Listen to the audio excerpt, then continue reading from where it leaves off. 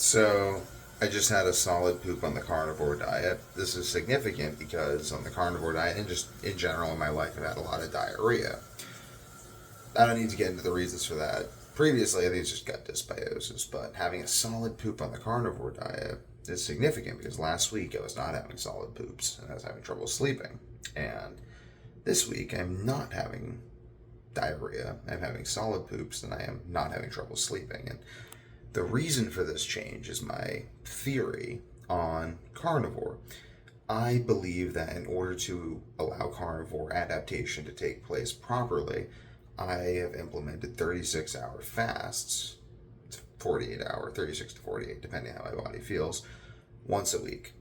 By doing this, I allow my liver, gallbladder to produce more bile. There's various cellular reasons for this, including excess buildup of NADH, excess buildup of iron, overtaxing the ability of my body to produce bile to break down fats and proteins, and then corresponding gut dysbiosis that happens as a result of undigested fats and proteins that over time keep feeding this bad bacteria that produce endotoxin, that this endotoxin and other negative effects of this bad bacteria causes my liver to be unable to produce enough bile, which causes my body to not be able to break down the fats and proteins, which feeds the gut dysbiosis, which continues the cycle. So by implementing a 36 or 48-hour fast while on strict carnivore, specifically lion diet, beef, salt, and water, I have short-circuited this process.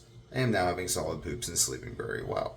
I'll continue doing this for the foreseeable future, and I'll post more videos on the exact science of this later. But for now, simply know that if you are having problems with diarrhea on the carnivore diet, introduce a 36-hour fast or a little bit more once a week to allow your liver to rest, your gallbladder to rest, and your body to produce adequate bile to break down fats and proteins to prevent undigested fat and protein from feeding bad bacteria causing dysbiosis, furthering the process.